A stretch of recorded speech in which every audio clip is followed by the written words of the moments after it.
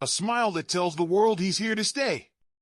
On Tuesday in sunny California, Prince Harry was captured grinning broadly after officials confirmed that his visa request followed all the normal steps, no secret perks, no bending of rules. In a relaxed moment on a calm Santa Barbara day, the Duke stepped out of a car, ready to tackle his daily errands at his home where he lives with Meghan Markle. The gentle sea breeze and warm sunlight seemed to erase any traces of worry as he went about his business. It was almost as if an invisible weight had dropped from his shoulders, a relief after months of whispers accusing him of bending the truth about past drug use on his visa forms. But when lawyers from the Homeland Security Office reviewed the paperwork, their statements, though hidden behind blacked-out text, made it clear that every part of his application met all the proper guidelines. This decision finally put to rest a heated lawsuit by a conservative group that had claimed Harry had lied, sparking wild rumors that President Trump might even force him to leave the country. Harry's own stories, shared openly in his book and TV show about using cannabis, cocaine, and magic mushrooms, have kept his past in the spotlight. Imagine if he had filled in those details on his 2020 immigration forms. The outcome could have been very different, with the possibility of being turned away or bombarded with extra questions. Still, the pages released on Tuesday were filled with redactions, a clear move to shield his personal life from unwanted scrutiny and potential harassment. Even now, the full details of his immigration file remain locked away.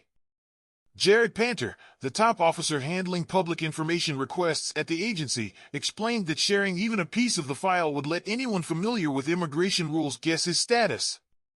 Since moving to the U.S. in 2020 with Markle, 43, and raising their 2 children, Harry has kept his precise status a private matter. Panter noted that it's standard practice to keep such status details secret unless the person gives clear permission. He warned that releasing this sensitive information might expose an individual to risks, with people potentially using it to target or harass them. The thought that making these details public could lead to unwanted media attention and harassment is something officials take very seriously.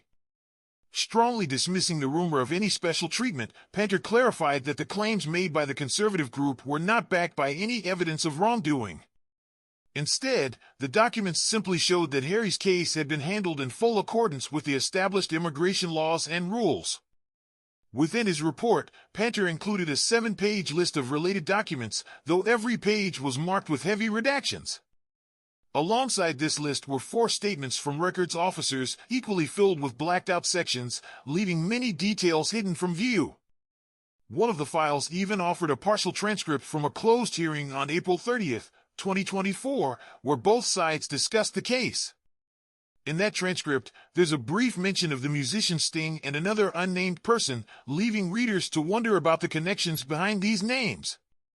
A line in one of the documents mused, whether it's Prince Harry, Sting, or any well-known figure, the visa status remains a hot topic, hinting at deeper questions that stretch beyond just one case.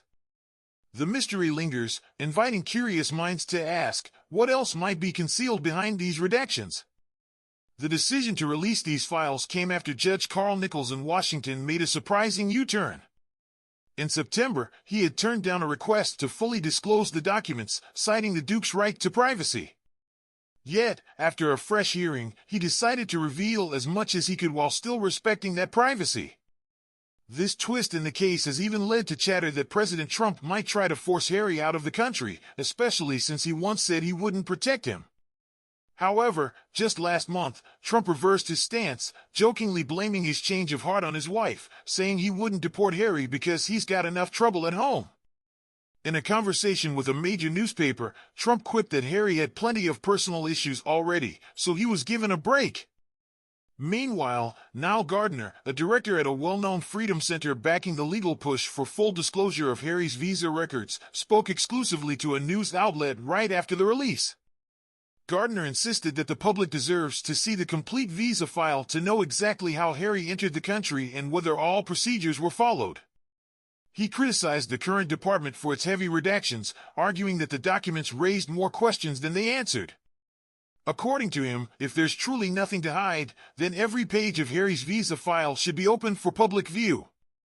He went on to compare this lack of transparency to promises made by the previous administration, which had always stressed openness, especially on immigration matters. Could it be that the full truth will eventually come to light under a system that once vowed full disclosure? The suspense continues to build, leaving us all to wonder what secrets might still be waiting behind those redacted lines.